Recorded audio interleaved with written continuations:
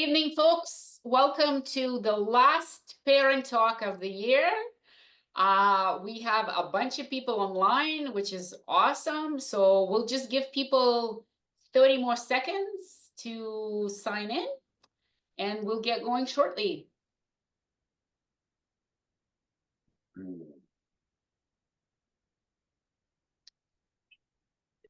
Oh.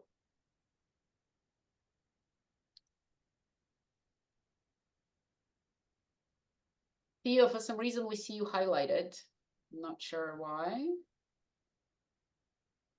For people, let me see you. I can admit. I only see you. Admit. 74 people. Wow. It's a hot topic, Sean. And Spencer. Okay, I'll wait till 7:03 and then we'll get going.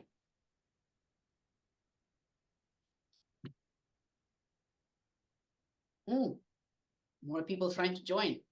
Goodness. Hi, folks. For people who are just joining us, we're just letting people in. And we'll get going shortly.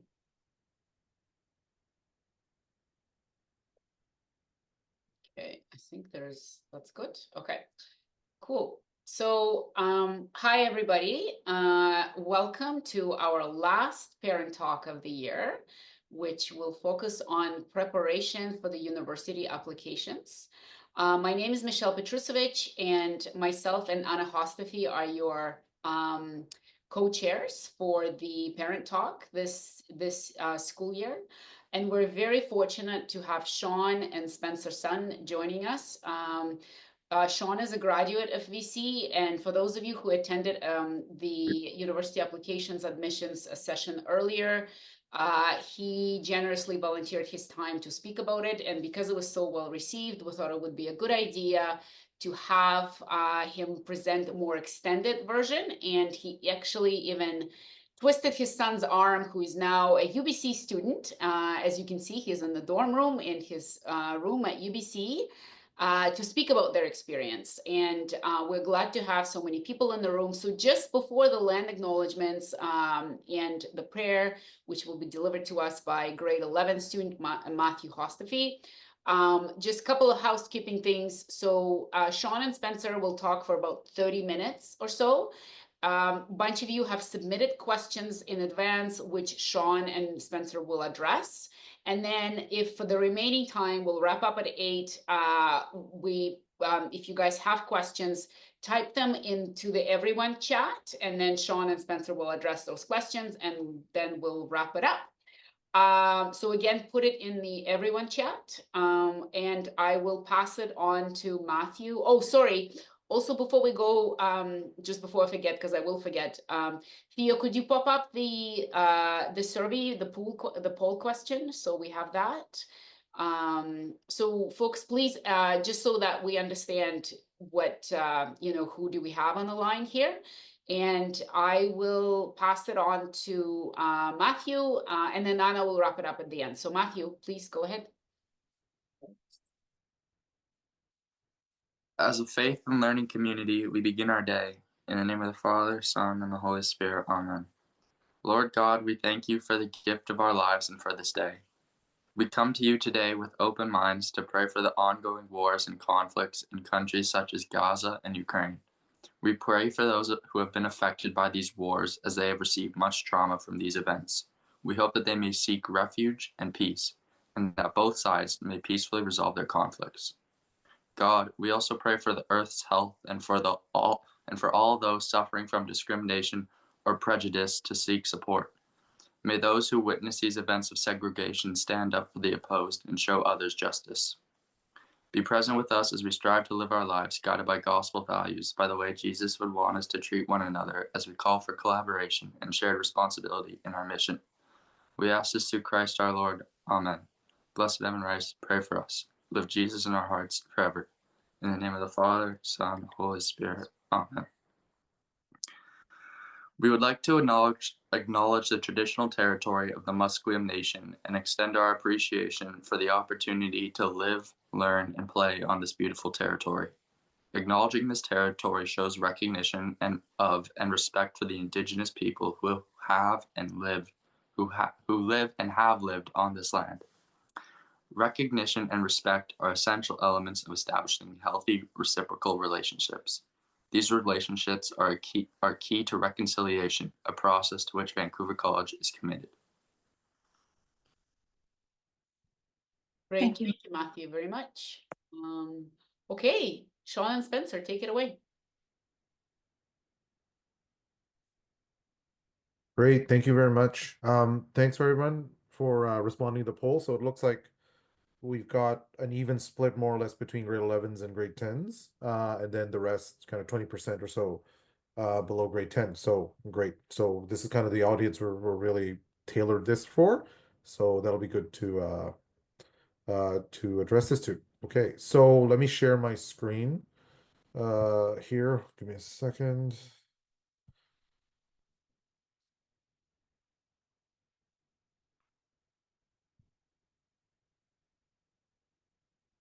Oh, wait.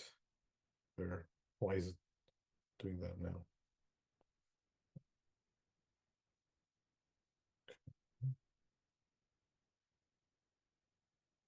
Sorry, hold on. We practiced this. Just a second. We did. Yeah, okay, there we go. Okay.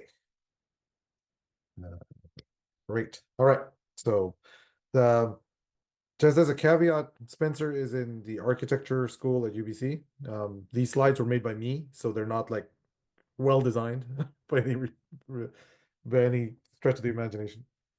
Okay, so so Spencer and I are going to go over the process that we used to apply for university last fall. And but before I go over, so there's 6 steps, and before I go over that, there's some overarching notes I need to go over, which are the maintaining the integrity of the application and the online tools that we use to actually do what we did.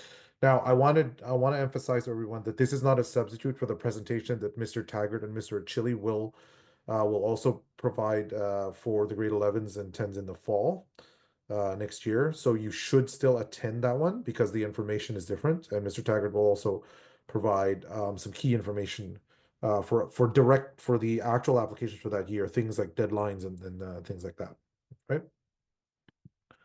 Okay, so first things first, maintaining the integrity of the application. So what we're going to go over tonight is how a parent and a student together can kind of go through and do the applications. And as parents, you can help your son go through these, get through these university applications. Now, the applications should reflect the student and only the student. So when you're assisting your son, for the parents, this process will help you, but just be conscious that it's a student who really has to put themselves in the application, right? And the parent has to stay outside that application, but we can assist on the logistical items, putting inputs in, providing advice on the essays and things like that. Just make sure that at the end of the day, the application reflects only the student applying for the program, right? I'll explain this more, how this works more as we go along. And in addition, I'll be using the purple parent label and the student label throughout the rest of the slides to show kind of who's the primary person doing each step. Okay.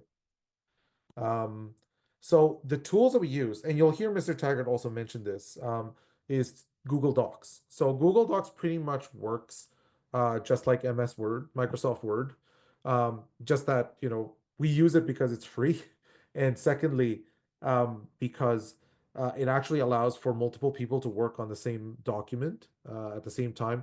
And I will also show you how we can do suggestions and mark changes so that, again, that's part of the step of making sure that the application really reflects your son rather than, no undue influence from the parents. We also used Canva. Spencer applied to architecture and industrial design. design school. So those there was some need for some design, more colorful elements, more design elements. So we used Canva for that. It's also a free tool. Okay, okay, so let's go. So I'll start out now. Step one, choose your schools. So you really need to understand what programs your son wants to apply for, right? And as you can see here, this is something that the parent and the student together should really discuss. This will involve a bit of research on both parts when you're starting out, right? And as we see from the poll, there's mostly grade 10s and grade 11s on this call. I would start now, like start looking at the programs that your son's interested in, looking at like which schools actually provide that, and then the nuances of like why you would go to this school versus this school to do the same program. um, and so the parents' assistants will help you kind of apply for more schools, but you should know how many schools you really want to apply to. I think Spencer, we applied to about 7 or 8, correct? And Yeah. yeah, hmm and we were pretty burned out at the end, and we both agreed that was way too many schools. Um, the correct number is really up to you, and as I said again, the steps here will kind of help. As a parent, you can help leverage your son so that they can continue to go through their studies in the fall, and you can help them go through the applications at the same time. But just be aware that it is taxing to do these applications, and you could get burned out. Yeah, can I quickly just add Yeah, go something? ahead.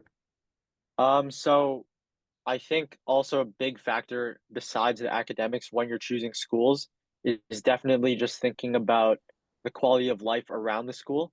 Like, as an example, University of Waterloo, very prestigious school, when it comes to like applied sciences.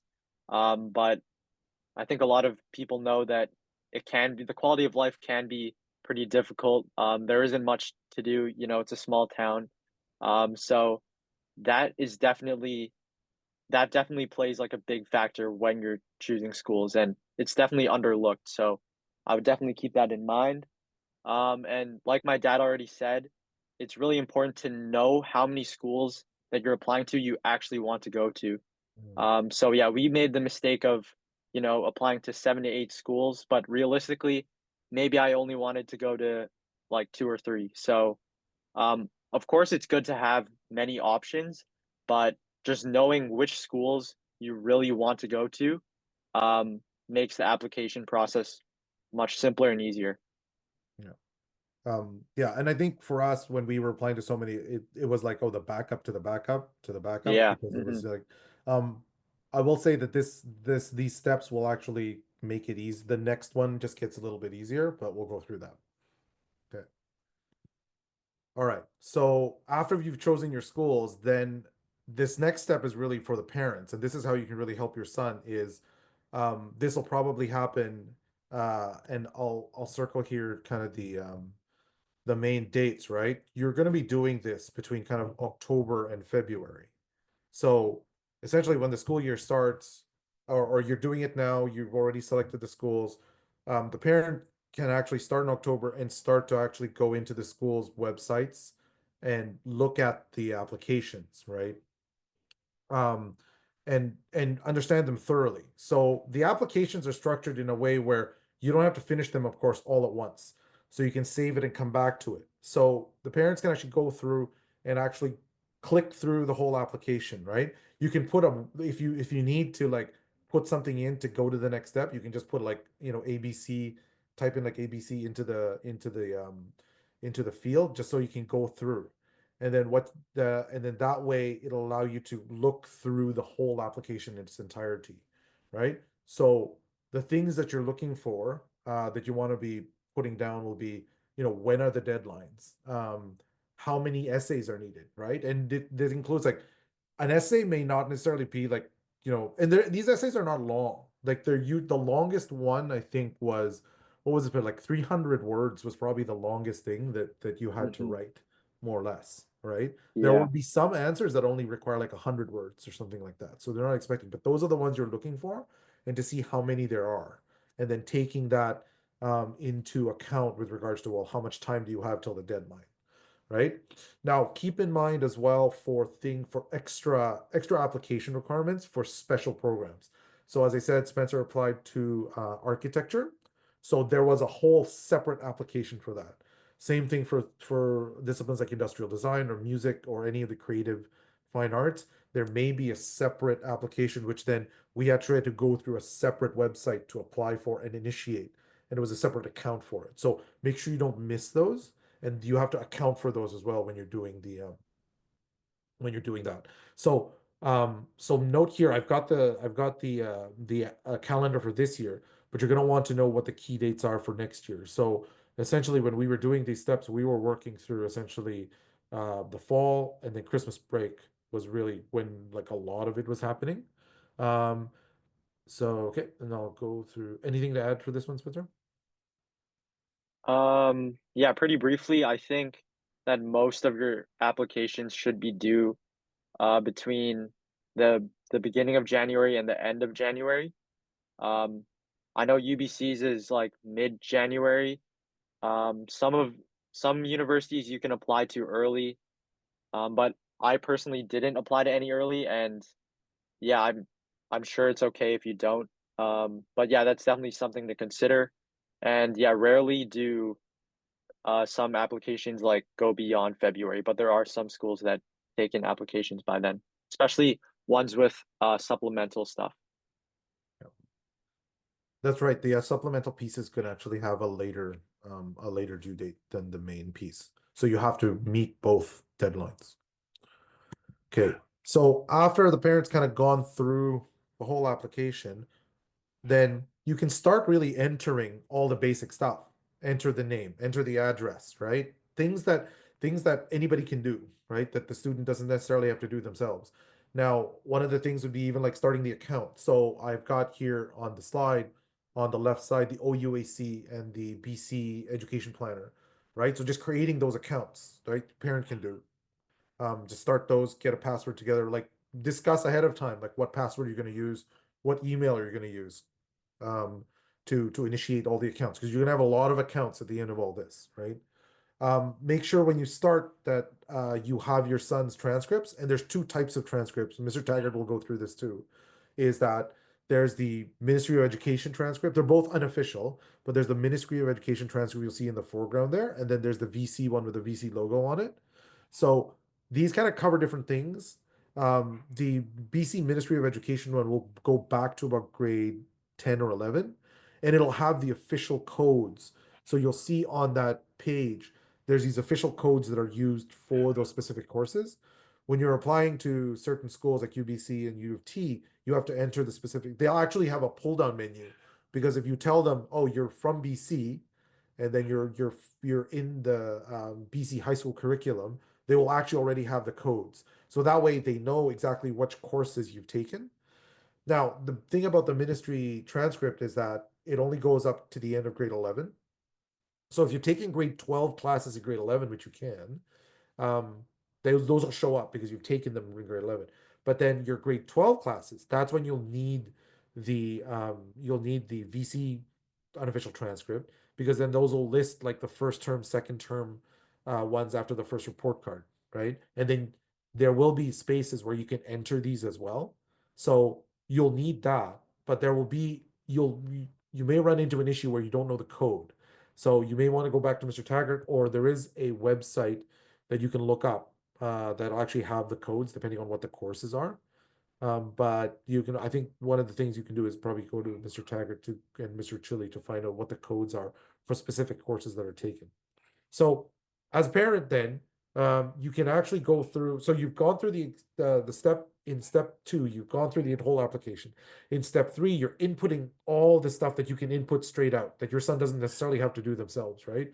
Like, answering like, gender, address, date of birth, name, things like that, and setting up like, and what programs, so selecting the programs that you're actually applying for and things like that, right?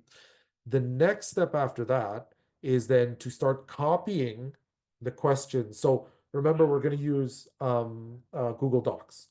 So in Google Docs, you're going to start a document for each one document for each university or college or whatever program you're applying for. And in that document, you're going to start copying and pasting over the questions, right? That your son will need to answer. You're not copying every question. You're just copying over the essay questions. So you can see here in the sample, right? We've got the University of Toronto and the Bachelor of Architecture in Carleton, right? So what I was doing with these ones, I was copying over the questions and everything that you need to kind of answer the question from that sheet. The reason for doing this is because it's really annoying to constantly be logging into each one. So for example, oh, your son will say, oh, I have time tonight. I'm going to work on the questions. He's going to have to log in, right? And then type it in and everything like that. And then he's going to be editing inside of that thing, which is kind of annoying.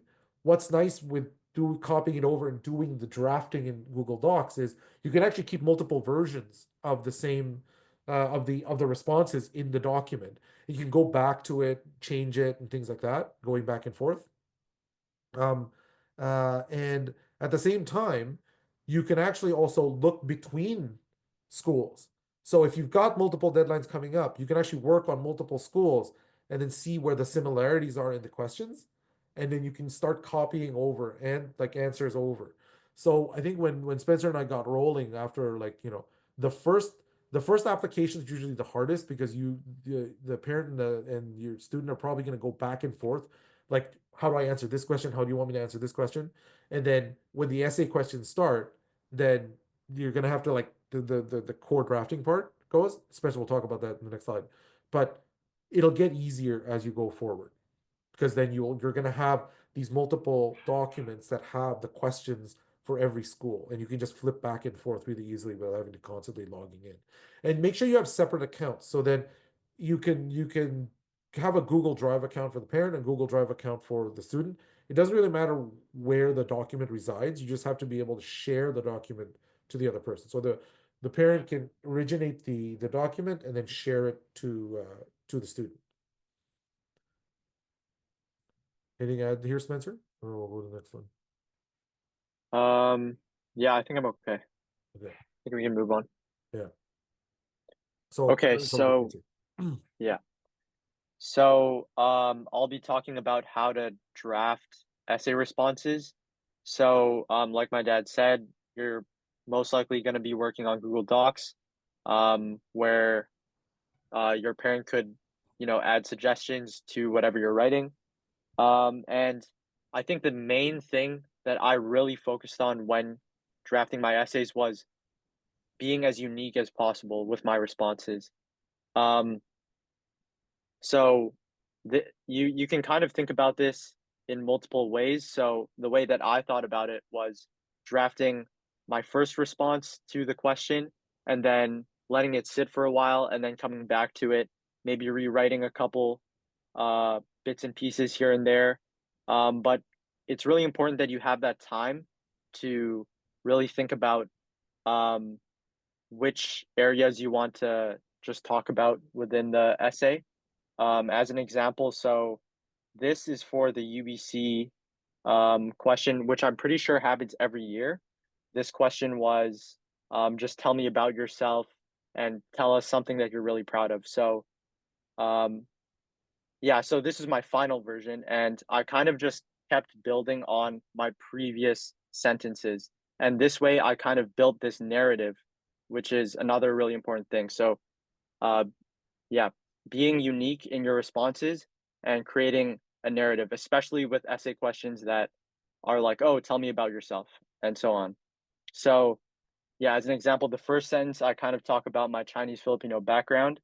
And then in the second sentence, I kind of build on that, talking about how at home, my family would speak multiple languages. And then just going over the middle section and fast forwarding to the last sentence, I summed everything up. I kept building on my previous sentences, and I ended up with my answer to the last part of the question, which is what am I most proud of? So Yeah, I said I am proud that I have the unique opportunity to help others by blending my talents in design and passion for diversity. And this is my greatest accomplishment, to combine the two things I love the most. So you really want to emphasize um, just yourself and your own character. Like when someone reads your application, they should know that, oh, this is you and not somebody else, because they're going to be reading thousands of applications, right? So you want to really tell a unique narrative. So yeah, be unique and tell a narrative. Those are my two most important tips. Great, thanks. Okay, so then after that, then when you've got everything kind of so this is an ongoing process, right? Where you're kind of going through the application, parents copying the questions over, and then maybe maybe you guys are scheduling a time where like every Friday night or it's every certain weekday when you have time, the student can go through and start drafting questions, right? So they don't have to go through the application. They're just going through the Google Docs and looking at the questions and answering them, right? Eventually you'll have a system. So at one point, Spencer, for the later applications, Spencer could actually tell me like, oh, I for that question for university for Toronto Metropolitan, can you just copy the answer from Carleton, and then I'll go back and edit it, right? So then I could go over, copy the response that we already maybe not submitted yet, but kind of finalized already for one school, put it down so that he doesn't have to start from scratch, right? So it would be his response that we're just moving over, and then he's going to work on it again. Now, what you can see on this slide is the function and maybe most people are maybe familiar with this already, but there is a switch that you can do on Google Docs where you go from editing, which is like the default, to suggesting.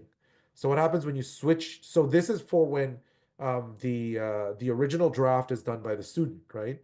And so now as a parent, you can go in and you can actually make suggestions with regards to like editing and stuff like that, right? So if you're going to do that, you switch to suggesting, and then everything you write in will come in as a different color. In this case, it just comes out as green. And then everything you delete stays there, but it's just crossed out.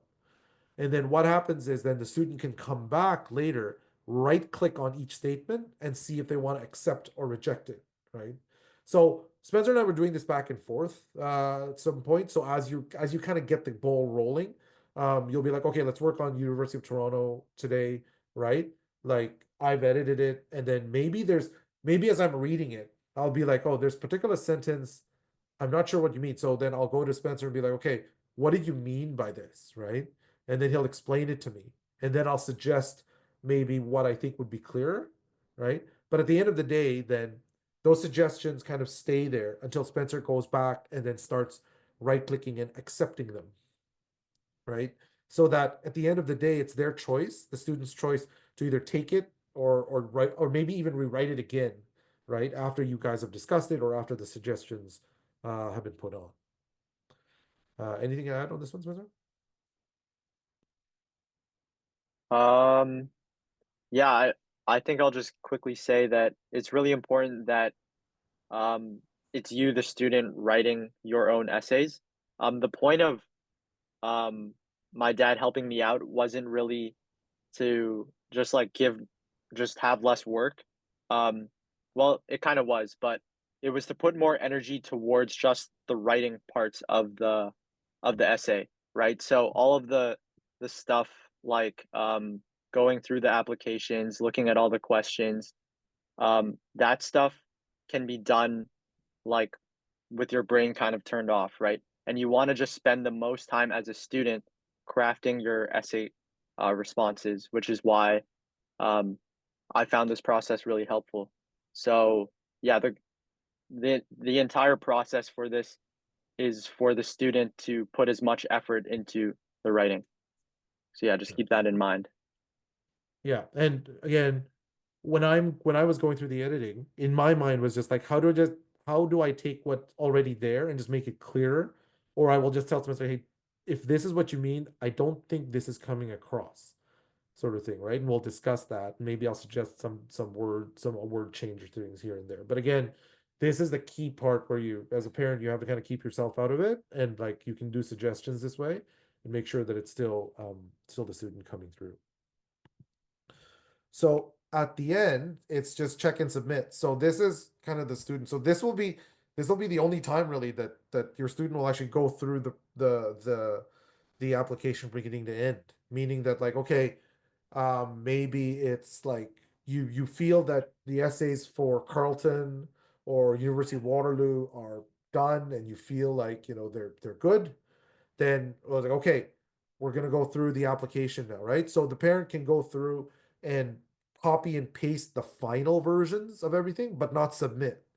And then the student will come in and then just go through all the responses, including, like, you know, where their name was entered, you know, their address and everything. Just be able to look at everything through, click through, accept everything, make sure that the final versions of the essays are in, right? Oh, one thing we forgot to mention, another reason you want to use Google Docs is because there's a function in Google Docs that allows you, of course, to count the words. So that way, when you're done and you're pasting, because what some of the apps will do for the application is they'll actually count the words as you're going, but you don't want to like paste something in that's over or too far, no, over, and you don't want to be too far under either. So as you're going through and editing, you want to just count and make sure that you've got the word count about where you want it to be, with regards to the ending. And then at the end, so the student should do the final review, check, and do the submission. Now, as a parent, you'll have to put your credit card in to actually get the submission going, right? To get the submission submitted. But at the end of the day, it's a student kind of going through the application all the way through, and then you guys can click submit together. At the end of it, do celebrate it. Like, these do take quite a bit of energy to do. And the whole point of starting early really is to allow you that time to be able to do multiple applications. And that way, then you can take breaks, so that after you submit one school, you can at least have like maybe 24 hours before you go back to the next one, right? Because you're going to have multiple applications going at the same time, right? So another thing that the student probably will do at this point is just to make sure that the answer is answering the correct question. You know, this is because fresh eyes, right? Like as Spencer mentioned, you're focusing your brain mostly on drafting the essay questions. Then this last check is just because you haven't you this will be the first time you're looking at everything.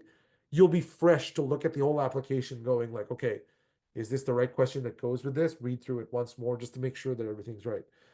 If you're the parent going through the application, you're gonna be sick of it, because you're gonna be like, oh, today I'm just gonna enter grades, right? And you've just been entering grades all day long, from like bouncing from application to application, just entering all the grades and things like that. And another one. So it's nice to have the student who would not have gone through the application yet to be able to have with fresh eyes and go over the whole thing. Anything to add, Spencer? No, I'm good. Okay, and with that's kind of the main part of our presentation. Michelle, I'll throw it back over to you with regards to questions. Great, thank you. Yeah, so folks, please, thank you, first of all, Sean and Spencer, for sharing. I found it very helpful. My son is in grade 11, and I'm just, I was taking very detailed notes, and you know, as you can tell, it's not it is not like a straightforward process. You need to think about it, and you need to plan on it, and that kind of thing. So, if you have any questions, I had a couple of questions, but I want to make sure. Sean, why don't we address the questions that were in the chat first? Sure. Okay. Oh, okay. In the chat first? Sorry, in the questions that were email? submitted through. Okay. Yeah. Um, Did I email them to you? I think I did. yes, I did. No, you did. Sorry. Let me find them. Okay. Do you want me to read them out, or Yeah, read them out, because not everybody saw them. Okay. So So these are kind of multi-part questions. And so hold on, maybe I can display them actually. I'll share my screen so that people can kind of see them too. Hold on. Give me a second. And again, while Sean's doing it, we're just talking, this is, what parents have done and what Sean has done as a student. So, and don't like hold us to it. It's not a legal advice as such, right? Okay, so with regards to questions, for the first one, please, when do grades start to matter the most before university? This one's a multi-parter, and then what curriculars are competitive universities looking for in their applicants, and what are the best classes to take that would benefit me if I want to focus on engineering in university? Okay, so I think some of these questions people should probably send to Mr. Taggart as well, because he will have the most current up-to-date information. Spencer and I will try to respond to these based on like what our experience was. So I think for the most part in Canadian universities, grades start to matter at grade 10. And then extracurriculars for universities, it's really hard to say because I don't think, and I think this goes to what Spencer said about being like emphasizing what's unique. I don't think it's a matter of what you're doing. It's more about how you tell them what value you gain from what you do, rather than like having to specifically take up like rowing or football or something like that, right?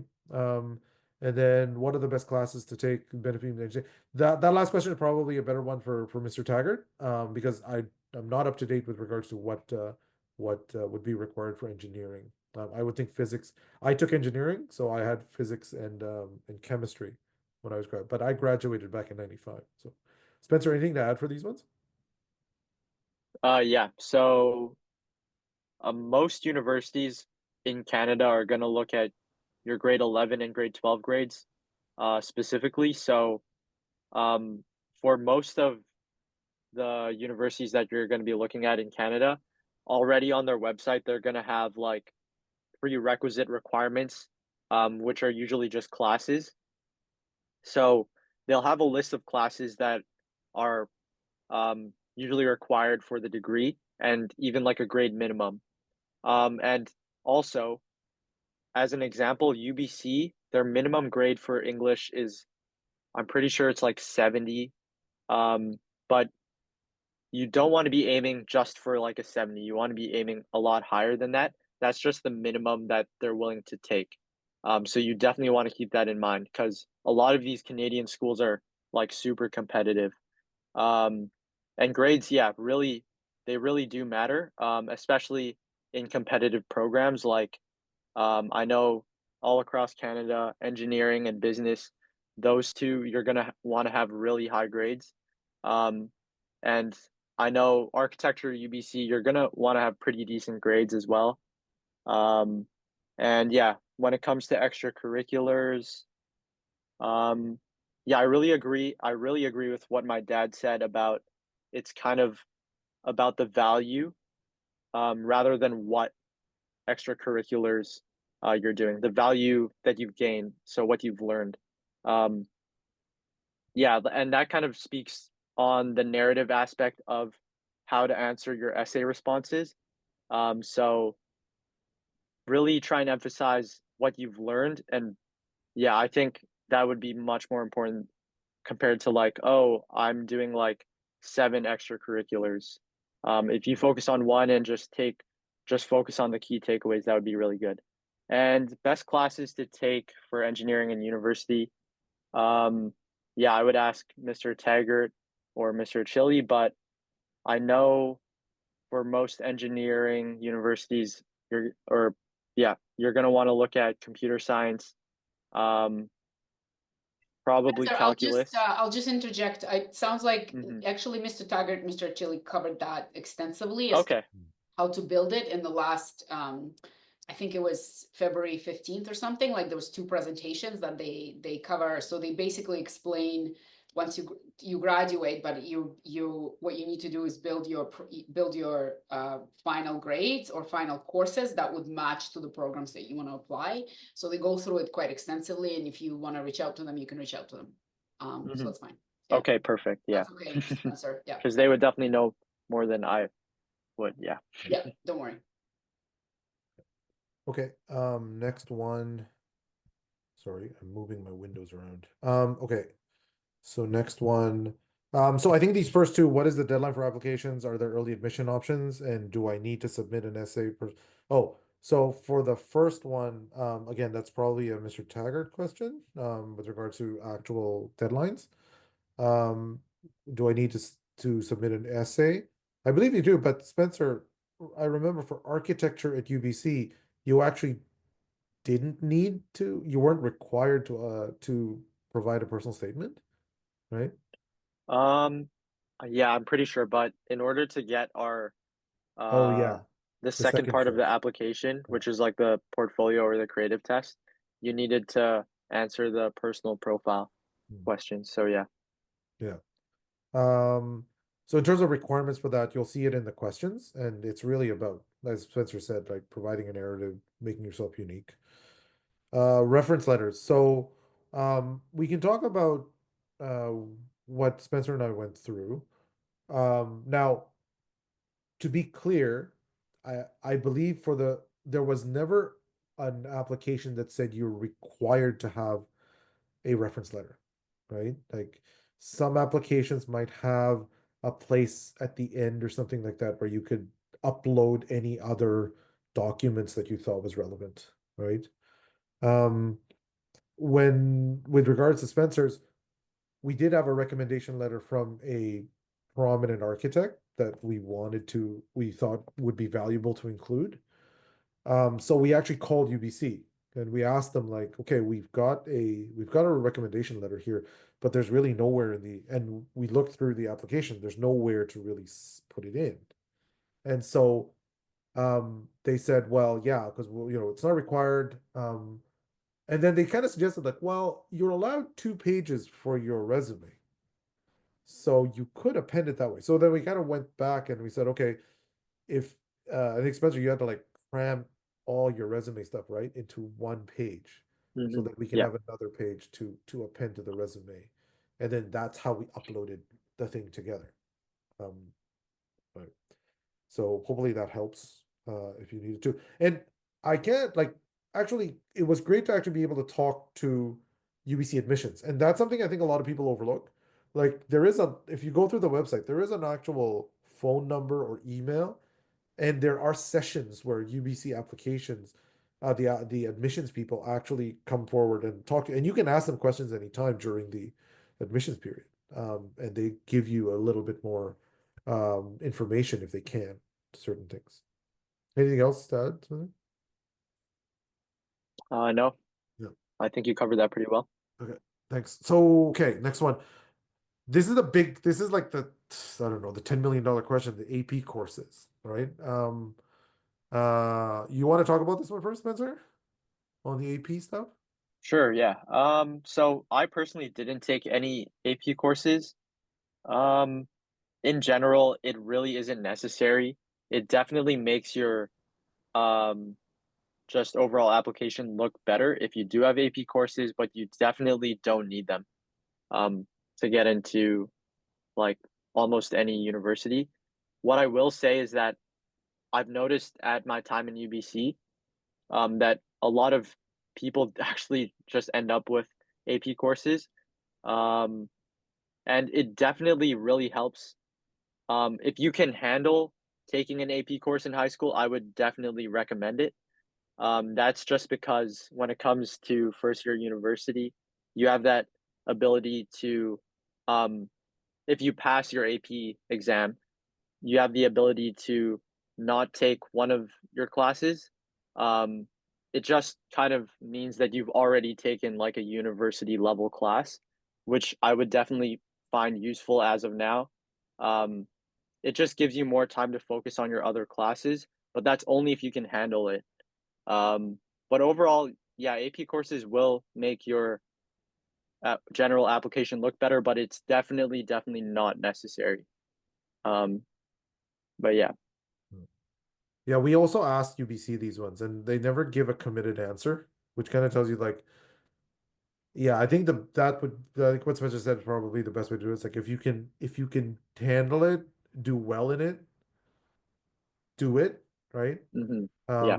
But if it's gonna take you down, like, you know, if it's gonna be a quick struggle, then maybe think twice.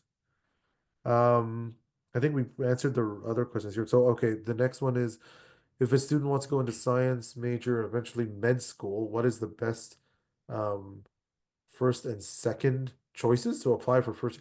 This might be too specific. I don't know if Spencer, if Yeah, you it's too know any students. specific. Yeah, It's, okay. yeah, it's, Yeah, I would So, ask the university or something. Yeah. yeah. yeah. Okay, we'll go through the last one. Oh, and again, it's the same question with regards to like AP courses, and then making the selection grades 1 and 12 courses weighted to the place the students at any advantage. Yeah, so I think that one's been responded to, unless um and should we just take questions from the group now? Yeah, Yeah. as people are, I don't see any. Do you guys see any? I don't know if Yeah. people are on their phones, but well, I do want to thank you guys for helping us out with that, with doing this presentation, and Anna will wrap it up, she'll say. But I'll ask a question. So, Spencer, I know that you guys applied to a bunch of schools and you got in almost all of them. Good for you. How did you choose UBC? Or A, how did you choose UBC? And B, what was the process of choosing like for you? It must have been difficult as well. Hmm. Yeah, that's a really good question. So in my head, like even though I did 8 applications, I really only wanted to go at the time to 3 of them. So that was UBC, U of T, and Carleton. Um, and in general, you really want to think about the stuff outside of just, oh, is this a good school or not? But to be fair, UBC, in regards to architecture, was ranked number 1. So that was also a big factor. But I also really liked um, that I was close to home, and that the architecture degree was very broad. So it's really good to look at the website and just go through each like the program that you're interested in, and see how each program differs from other universities. So I would compare UBC's architecture program to Carleton's and U of T's. So as an example, the UBC program, they have really like super strong faculty. Like almost all of my professors are from like Ivy League schools, from like some of the best schools in Europe. So that was a big factor that I took into consideration. And also, it's not just an architecture degree. I'm studying architecture, landscape architecture, and urbanism. So that also played a huge factor. So yeah, it's not just about the academics as well. You want to think about, oh, do I want to stay close to home? Is the quality of life nice in that area? So yeah, many different factors. Great, thank you. Sean, do you have anything to add to that?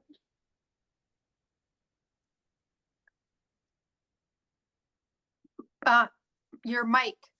Your Sean, mic. unmute. Yeah. Sorry.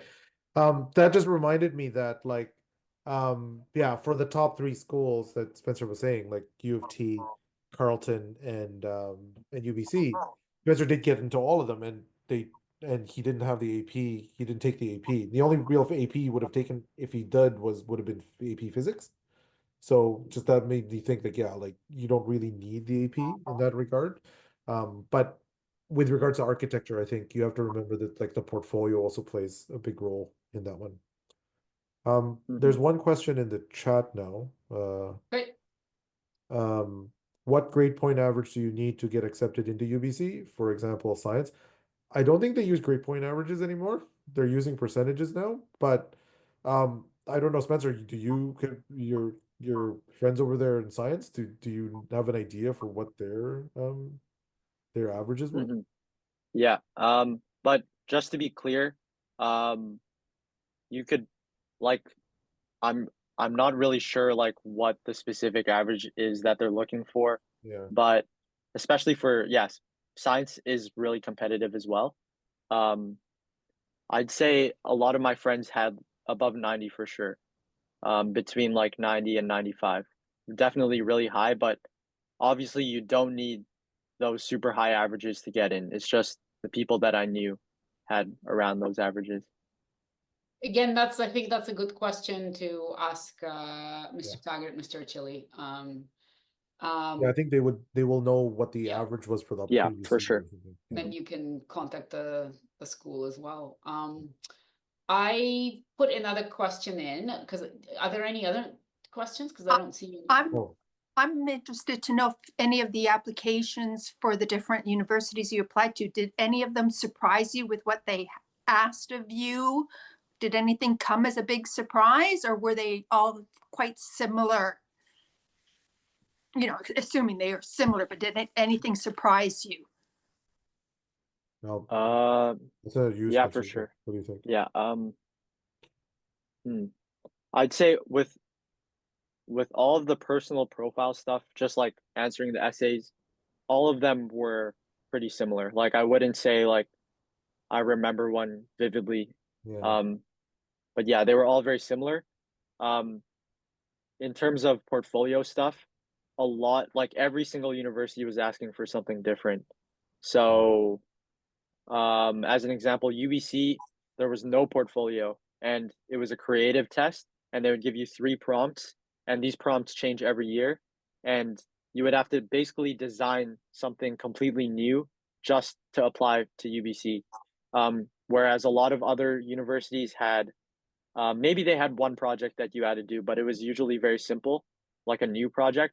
But all of the other universities that I applied to, they asked for a portfolio, except UBC. But yeah, that really only applies to if you're applying to architecture or like visual arts or any Right. arts. Yeah. Thank you. I have a question to both of you. Knowing what you know now, what would you do differently with regards to application process? I think the first one would be not to apply to so many schools Yes. Yeah. I'm gonna say the same thing. because Really? like Yeah. go ahead, Spencer.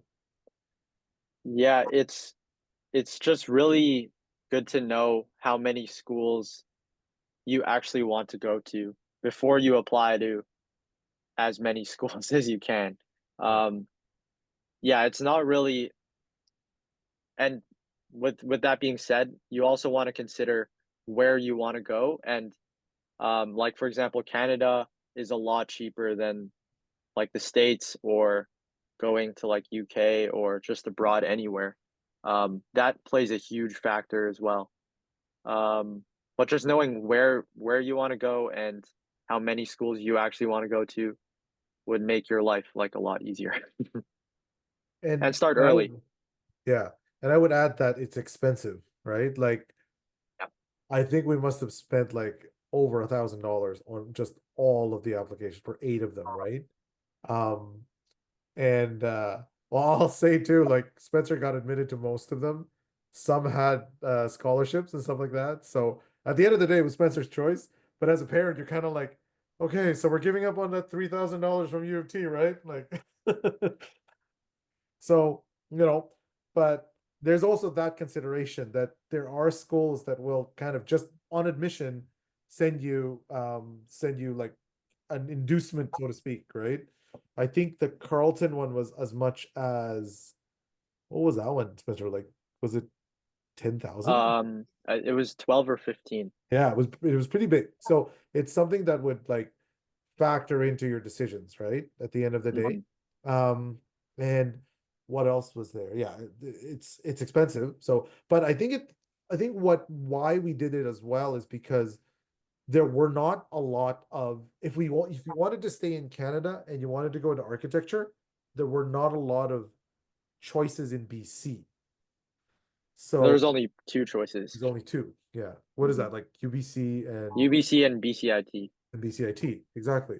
So then we had to kind of cast a wider net, so to speak, to make sure that, we actually got like Spencer got into an architecture program and not something else. Because it's kind of like you're ranking it like so I think Spencer, what we did was like, okay, you want to get an architecture program. And as a program, second choice was like, okay, maybe industrial design. And then you look through the schools of that. And then if not industrial design, if you don't get industrial design, then what are you looking at? Like fine arts, right? Or visual arts, or you go into so that's I think why we ended up with so many schools, right? Because we were kind of going through because there were not a lot of of choices if you were to stay in BC for that program. Thank you, guys. I have one last question. There's no more in the chat. Is there more in the chat? I don't see any more. more. I don't see any. Okay. Anna, did you have a question? No, No, okay. So just the one last, and then I'll get Anna to wrap it up. Actually, no, I have to, sorry. Did you visit any campuses? Did you find that useful? Yeah, Yeah? which ones did we Did visit? you So I visit think campuses once you got admitted, or did you visit them before? we Did you do visited like, before. Did Mhm. we Yeah. visit when you were in grade 10, Spencer? Or Yeah, we did it really early. Yeah, we Yeah. visited them in when I was in grade 10. We 10. went to the ones in Ontario. So we went to U of T, Carleton, Queens, TMU. Hmm.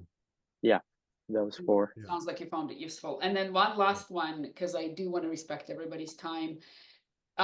Any word of wisdom on the school life and Sean work-life balance as you were doing it? Because I'm just like, yeah, sounds like it's going to be busy. Well, Spencer, you go first. Like, I think it was trying to balance like your exams and actual school because grade 12, you still had to finish your classes, right? Yeah. I would say it's like I would not spend an entire day doing applications, especially with school work. I would definitely just pace it out. And that being said, just adding on to that, you really want to start early. Um, even if you're not doing early applications, maybe you want to start during when everyone else is starting early applications. Um, it's just really good to have a lot of time to think about what you're going to write about as well. That makes it very helpful. So just give yourself as much time as possible. Yeah, grade 12 can be very difficult and time consuming as well. So yeah, just keep that in mind. I have a question. Is there a little bit of hand holding when you're in grade 12 with Mr. Chili, with Mr. Taggart as you're, initiating your application? Is there a little bit of that guidance still helping you out at school in the grade Yeah, 12? there definitely was. I Coach Taggart, he came in and like for a couple of religion classes, and he would just tell us what we needed to do. For example, I think the main thing that he talked about was sending in transcripts and how to do that. Because if you don't send in the transcript properly, even if you do all the application stuff, you're not going to get into any universities in Canada. So he really made that really clear. And yeah, we went through that step by step. Thank you. So I'll just add with regards to the visiting the schools. I'm not trying to knock this school, but like one of the places we went to in Ontario was Queens. And so we went to Ontario in the winter, to be clear. It was like February. So that's one that kind of gave you the impression, okay, can I sit in this weather like as much? But then one thing that was interesting with Queens is we drove into town and it kind of like, I hope not a knock, but if anybody graduated from Queens, it's a great school and everything. But the town of Kingston, when you drive in, we're kind of like, wow, this is it felt a little run down and stuff like that. So, things like that. But then when you got to university, it was really nice. So it's one of those things that was a benefit to having gone to Kingston to look at Queens and we're like, oh, okay, this is somewhere where you want to go, right? Like that was one of the benefits of it. And we did it in grade 10. We did because Ontario was the only other province that had a bunch of these. Alberta is the other one. So we visit my sister in Alberta all the time and so she could tell us about Edmonton's. She lives in Edmonton, so that was one of the advantages of visiting schools beforehand. And on that point, you might find that your child might thrive in a smaller school versus a very big campus, like University of Toronto, depending on what your degree is going to be, can send you all over the place in school. Like, I mean, they have the Mississauga area, they have the Central Toronto area, but your child might prefer a smaller, and that is a little bit of Kingston. I mean, it's the Kingston is the university pretty much, right? So it's a bit of a close-knit family, you know, same as Waterloo, because it's a small town. So it all depends where your child is going to thrive best. If your child is well organized, then, you know, big campus for sure. If your child is all over the place, then maybe something smaller, you know, like a smaller university period is a consideration, because, you know, that's something that Mr. Taggart and Mr. Chili talks about a lot between the grade 10 and grade 11 parents when you attend one of their seminars, is pick the school that fits your child's personality along with the goals that they have, right? Yeah. Yes. Yeah. Definitely. Okay, so what I've heard is apply early, do your research, and be nice to your parents so that they can help you. Oh, I didn't answer one question, Monica. You said about like work-life balance. So Yeah. I think I was, again, yeah, because we started early, and I find that like after work, you know, if I'm not too busy, what I will do when I have time was to go through the application, just start copying questions over, right?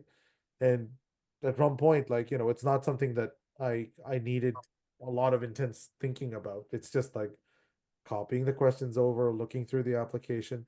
As a parent too, it's interesting to see like what they're looking for, right? And one thing I got out of it was like, man, I don't think I can get into university if I apply today.